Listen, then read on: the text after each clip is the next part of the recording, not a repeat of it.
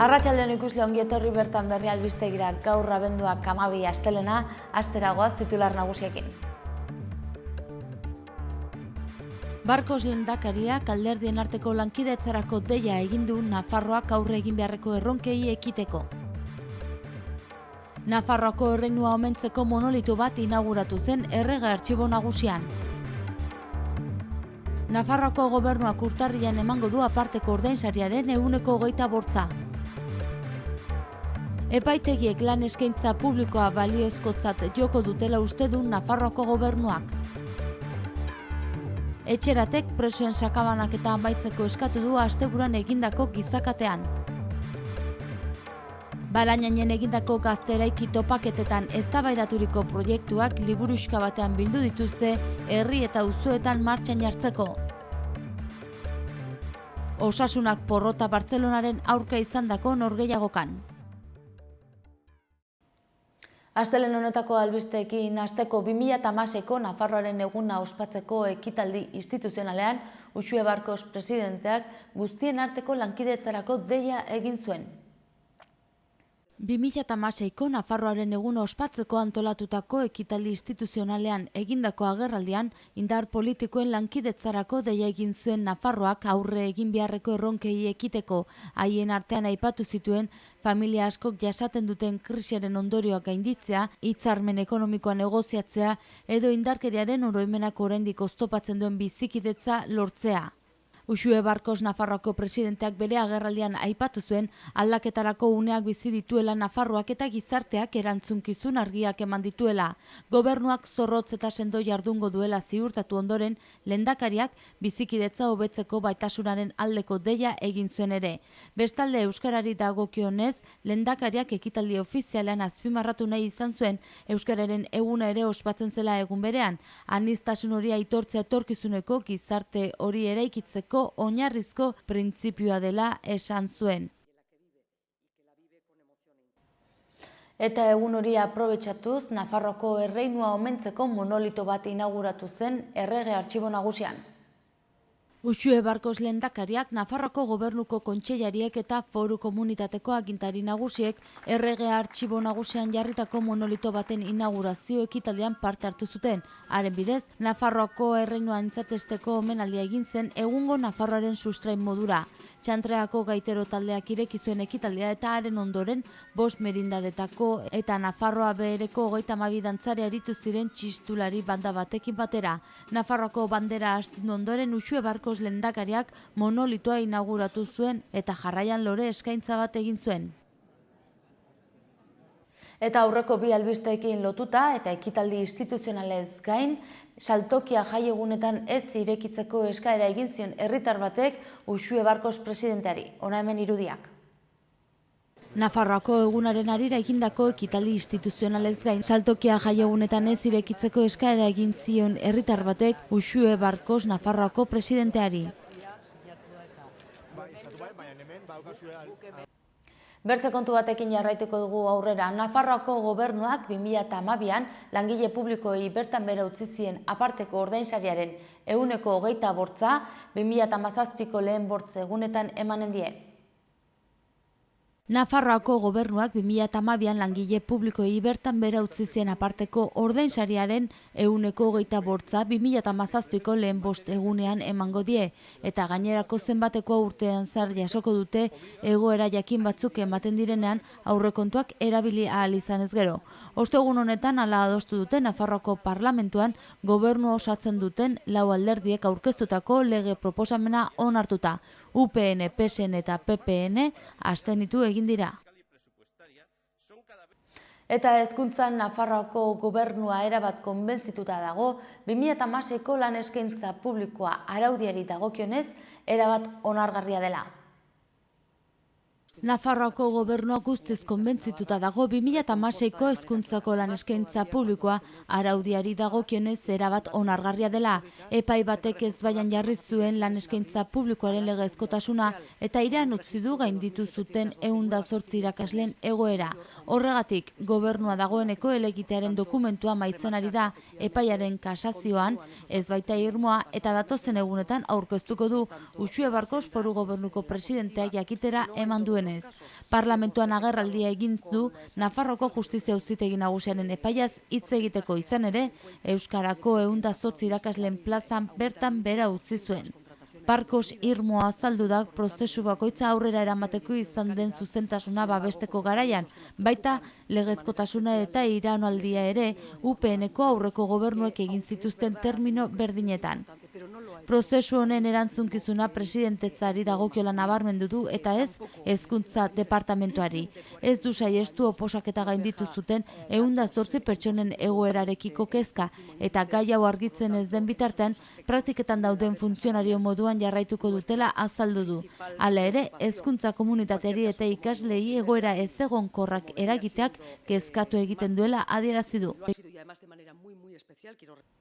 Etxeratek presoen sakabanaketa amaitzea eskatu du larunbat honetan Iruñan egindako gizakatean.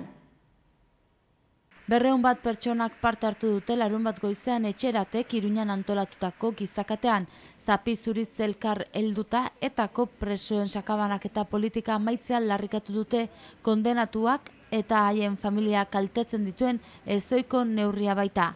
Etxeratek Gasteizen eta Baionan ere deitu ditu gizakateak, giza eskubideen nazioarteko eguna dela eta, besteak beste, Koldo Amezketa eta Bakartxo Ruiz politikariek hartu dute parte gizakatean. Sarasate pasealekua inguratu dute isilik, Nafarroko gobernuaren eta parlamentuaren egoitzak elkartzen dituen tokia hain zuzen.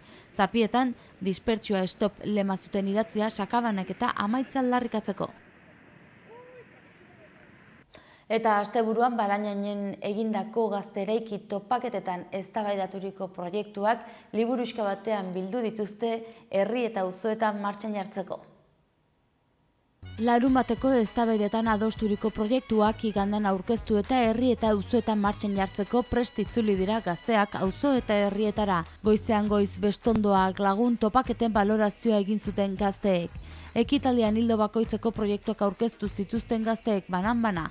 Hemendik aurrera erabiliko duten leloa ere zabaldu zuten gazte sortzaile batzuek asteburuan zehar margotutako horma irudi baten gainean. Guk geu gara alternatiba. Asteburuan eztabaidaturiko proiektuak liburuxka batean bildu dituzte eta alternatiba sortzeko apustua egin dute hemendik aurrera. Eta albisteekin bukatzeko kiroletan Osasunak buru altxa ezinik jarraitzen du Bartzelonaren aurkako norgehiagoka galdu ondoren. Bartzelonak garaipena lortu du Osasunari sadarren huts eta 3 irabazita. Nafarrek lehen zatian eutsi zieten kataluniarrei, baina bigarrenean Bartzelona askoz gehiago izan zen. Luis Enriqueren taldeak Jordi Albaren sakontasuna aprobetxatu zuen Osasunaren defensa hausteko. Gorritxuek ez duten neurketarik irabazi oraindik Joaquin Caparrosen gidaritzapean. Lehen zatian Kataluniarrek jokoa menderatu zuten eta aukerarik argienak ere Bartzelonarrek sortu zituzten. Baina nauzet atezaina bikaina aritu zen eta horri esker Osasunak hutseko berdinketari eutsi zion lehen zatian. Bigarren zatia hasi eta gutxira Nafarrek sekulako aukera izan zuten, baina Sergio Leonen erremate ikusgarriak langan jo zuen.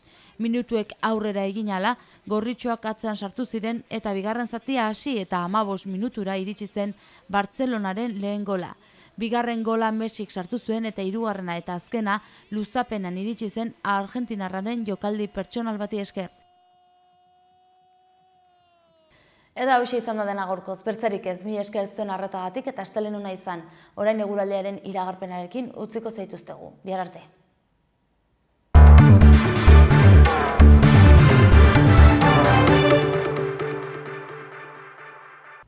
Gaur abenduak 12 astelena, zerua hodei gutxirekin egongo da orokorrean, bai Iruña herrian, bai Baztanaldean ere, goizean goiz hodeiren bat agertu bada ere. Norabide aldakorreko haizea ibiliko da, egunaren bigarren partean ipar ekialdekoa nagusituz. Temperatura nahiko antzeko gaurkoan, 13 eta 2 gradu arteko balioak utziz Iruñan eta 12 eta 3 gradu arteko balioak Elizondon. Nafarroari begiratuta aldaketa handirik gabe dator astelena, egunaren hasieran behe-lainoa izango da hainbat tokitan, baina gainerakoan zerua oskarbi. Temperaturak berdintsu jarraituko du, 13 eta 14 gradutako maximak utziz, eta haizea ahul ibiliko da ipar eta ipar ekialdekoa nagusituz. Bihar lainoa goizeko lehen orduetan berriz ere, eta giro eguzkitsua gainerakoan. Temperaturan ere aldaketa handirik ez da espero eta barnealdean izotza egin dezake berriro. Asteazkenerako antizikloiaren menpe jarraituko dugu, goizean lainoguneak agertuko dira, izotza egingo du barnealdeko hainbat tokitan eta egunaren ordu gehienetan eguzkia nagusi. Hegoaldeko haizea biziago ibiliko da eta tenperaturan ez da aldaketarik emango.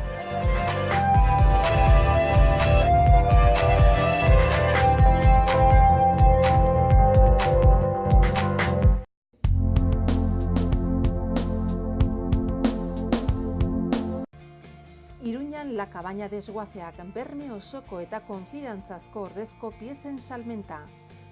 Behar dituzun pieza guztiak aurkituko dituzun. Ibilgailu bilketa zerbitzua eskaintzen dugu. Profesional eta langiletara autoen piezak debalde eramaten ditugu. La Cabaña desguazean istripu izandako ibilgailuen tasazio altuena eskaintzen dugu. Profesional eta partikularrentzat arreta personalizatua. Informa zaite 948-303-303 telefono zenbakian. Lacturale. Lacturale. Lacturale. Ekoizpen integratuko lehenengo esnea, kategoria gorena. Zaporearengatik maila internazionalean saritua. Benetako esnea, elez idazten da. Lacturale. Orain Lacturale laktosagabe ere. Gipuzkoako Tolosaldean, Leaburu herrian, inguru aldapatsu bezain politean kokatua dago Mahala baserria.